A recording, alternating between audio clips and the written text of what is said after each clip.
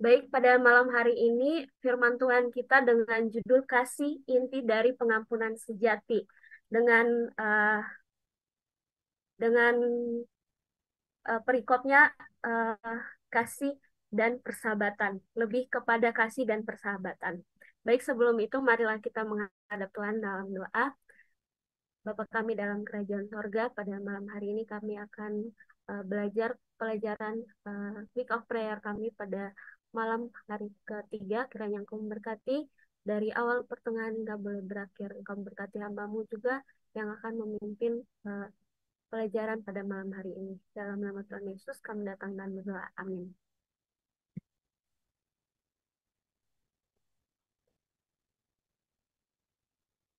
Nah, ayat-ayat kunci kita dalam pelajaran kita pada malam hari ini terdapat dalam uh, 1 Korintus 16 ayat 14. Lakukanlah segala pekerjaanmu dalam kasih. Dan yang kedua, Lukas 10 ayat 29. Tetapi untuk membenarkan dirinya, orang itu berkata kepada Yesus, dan siapakah sesamaku manusia?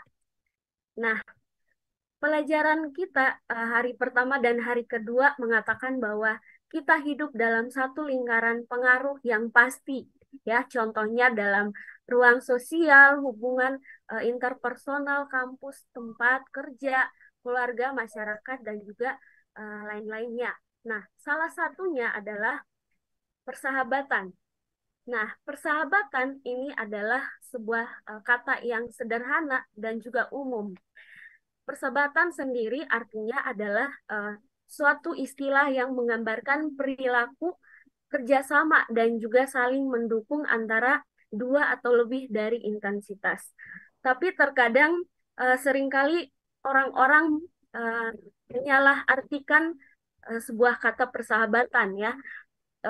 Seringkali mereka lebih tidak uh, seringkali tidak lebih dari kata kepercayaan bahwa seseorang atau sesuatu tidak akan merugikan atau menyakiti mereka. Nah, orang-orang muda, bagaimanakah kita dapat merefleksikan kasih Kristus dalam persahabatan dan juga interaksi dengan mereka yang berhubungan dengan kita? Sebenarnya kasih yang Tuhan kehendaki untuk kita praktekkan adalah mengasihi. Dengan cara Tuhan telah mengasihi kita, yaitu kasih tanpa syarat. Dalam 1 Korintus 16 ayat 14 sendiri sudah mengatakan bahwa lakukanlah segala pekerjaanmu dalam kasih. Nah, ini merupakan prinsip utama dari semua interaksi manusia. Karena Tuhan sendiri telah terlebih dahulu mengasihi kita, maka kasih yang telah kita terima, kita harus menyalurkannya kepada sesama kita sesuai dengan kehendak Tuhan. Nah, kasih tanpa syarat eh, di ada dua prinsip yang mendasar, yaitu yang pertama, kasih harus mendasari interaksi kita dengan masyarakat, ya, bukan untuk kepentingan diri kita sendiri. Artinya, kita di lingkungan kita, kita harus mengasihi sesama kita, baik di eh, masyarakat kita, baik di sesama kita, teman kita, eh, pokoknya untuk semua orang, bukan untuk kepentingan diri kita sendiri. Yang kedua, kasih tanpa syarat yang kedua yaitu sesuai dengan Lukas 10 ayat 29 yang mengatakan bahwa kasih Alkitabiah memperlakukan semua orang yang kita jumpai itu sebagai sesama kita, sebagai teman kita, ataupun sebagai sahabat kita.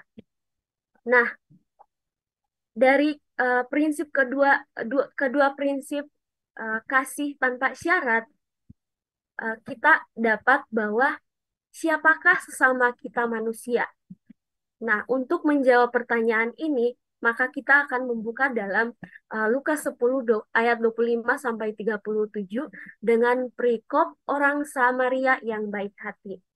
Nah, di sini saya bagikan dalam bentuk percakapan yang uh, dilakukan oleh ahli Taurat dan juga Tuhan Yesus. Nah, di sini di awal cerita uh, orang Samaria yang baik hati, dikatakan bahwa ahli Taurat ini dia mencoba untuk mencobai Tuhan ya. Nah, dikatakan si ahli Taurat dia bilang gini, "Guru, bagaimana sih supaya aku bisa mendapatkan kehidupan yang kekal?" Kemudian Tuhan menjawab, "Apa yang tertulis dan kamu lihat di dalam hukum Taurat?" Kemudian si ahli Taurat itu eh, dia mengatakan bahwa kasihilah Tuhan Allahmu dengan segenap hatimu dan dengan segenap jiwamu dan dengan segenap kekuatanmu dan dengan segenap akal budimu, dan di paling terakhir dikatakan bahwa kasihilah sesamamu manusia seperti dirimu sendiri. Kemudian Tuhan berkata lagi, kamu memang benar, maka lakukanlah demikian dan kamu akan hidup. Lalu si ahli Taurat ini berkata lagi, siapakah sesamaku manusia? Lalu Tuhan mulai bercerita. Ada seorang yang turun dari Yerusalem ke Yeriko. Dia jatuh ke tangan penyamun-penyamun. Mereka merampok dan memukulnya sehingga dia hampir mati. Kebetulan ada seorang imam turun ke jalan itu melihatnya, tapi dia melewatinya. Lalu ada seorang Lewi datang ke tempat itu, dia melihatnya dan melewatinya juga. Kemudian ada seorang Samaria dalam perjalanan ke tempat itu, dia melihat dan tergerak hatinya oleh belas kasihan dan membantunya, merawatnya dan memberikan dia uang. Kemudian Tuhan Yesus berkata, Tuhan Yesus bertanya, lalu siapakah di antara tiga orang ini yang menurutmu adalah sesamamu manusia? Kemudian dia menjawab, orang yang telah menunjukkan belas kasihannya kepadanya. Maka Tuhan berkata, pergilah dan perbuatlah demikian. Nah, dari pelajaran Lukas 10 ayat 25 sampai 37, si ahli Taurat ini uh, dia gagal memahami perintah Tuhan, ya, perintah hukum Taurat yang terutama di paling terakhir dikatakan bahwa kasihilah sesamamu manusia seperti dirimu sendiri. Nah, ini dikatakan bahwa karena dia gagal karena dia terus berpikir bahwa siapa sesama dia, seharusnya dia berusaha dan berjuang untuk menjadi sesama bagi orang lain. Nah, kisah orang Samaria dan pertanyaan di ujung cerita yang disampaikan Tuhan Yesus akhirnya membawa si ahli Taurat ini menyadari kesalahan dari apa yang dia pikirkan.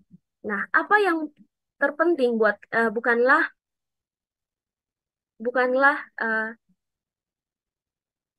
merupakan bukanlah pertanyaan tentang siapa yang merupakan sesama manusia, melainkan uh, dorongan bagi seseorang untuk siap menjadi sesama manusia bagi orang lain, terlebih mereka yang sedang membutuhkan belas kasihan. Nah, belas kasihan sendiri tidak ditentukan dari uh, jabatan, kekuasaan, bahkan derajat agama seseorang, dan lain-lain. Nah, di dalam cerita orang Samaria yang baik hati ini, si orang Samaria ini hanya memiliki satu hal, ya. Dia hanya memiliki satu hal yang terutama dalam hidupnya, yaitu belas kasihan, dan sayangnya si ahli Taurat ini tidak memiliki belas kasihan. Oleh karena itu, belas kasihan dari orang Samaria ini membawanya menjadi sesama bagi orang malang tersebut yang sedang membutuhkan pertolongan. Sebagai orang Kristen, kita menyatakan bahwa kita adalah sesama bagi orang lain, karena uh, jika kita melakukan seperti yang telah dikehendaki, maka dengan demikian kesadaran dari uh, kita sendiri untuk menjadi sesama bagi orang lain akan mendorong kita bersikap aktif, bersikap responsif, dan terhadap kebutuhan orang lain akan belas kasihan. Nah, setelah kita belajar dari uh, orang Samaria yang baik hati, maka apa yang kita dapatkan? Siapakah sesama kita manusia? Maka jawaban yang kita dapatkan adalah mereka yang harus kita ajak berinteraksi, ya. Yang kemudian yang kedua, mereka yang sedang membutuhkan belas kasihan, membutuhkan bantuan kita. Dan yang terakhir, mereka yang berbeda dengan kita, ya, saudara-saudara kita yang beragama lain, ya. Mungkin mereka dalam pergumulan mereka sedang dalam kesusahan, mungkin kita bisa membantu mereka. Nah, setelah kita pelajari tentang kasih dan persahabatan, bagaimana bagaimana cara kita membangun persahabatan itu sendiri. Dari pelajaran ini dikatakan bahwa persahabatan uh, harus dibangun dalam ruang interaksi yang bermanfaat, di mana ada kasih yang didasari oleh rasa hormat, pelayanan, dan juga tanpa pamrih. Nah, kasih yang bersih itu seperti apa? Kasih yang murni itu seperti apa? Kasih yang tidak berusaha untuk menyakiti, kasih yang tidak berusaha untuk melecehkan, dan kasih yang tidak mengambil keuntungan. Eh, Kemudian, setelah kita pelajari tentang kasih dan persahabatan, bagaimana sih kita dapat menerima pengampunan yang sejati? Dan eh, jawabannya yang pertama adalah kita dapat membangun hubungan persahabatan dalam ruang interaksi yang bermanfaat, di mana di situ adalah kasih, ya. Dan yang kedua, prinsip utama dari interaksi manusia adalah kasih tanpa syarat, kasih agape yang kita sudah ketahui. Dan yang ketiga, menyatakan bahwa kita adalah sesama bagi orang lain. Nah, di akhir pelajaran kita pada malam hari ini ada sebuah tantangan yang harus dilakukan bersama. Yang pertama adalah bagaimana cara kita menunjukkan kasih kepada mereka yang berbeda dengan kita. Bagaimana kita terus menjaga stabilitas persahabatan kita, dan bagaimana kita memikirkan apa uh, mungkin kita bisa pikirkan apa yang menjadi dasar dari hubungan persahabatan kita. Jadi pelajaran kita pada malam hari ini tentang kasih, inti dari pengampunan sejati yang berfokus pada kasih dan persahabatan, eh, saya bawakan dalam nama Tuhan Yesus.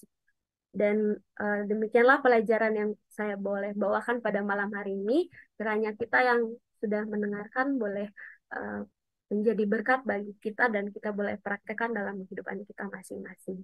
Tuhan Yesus memberkati kita semua.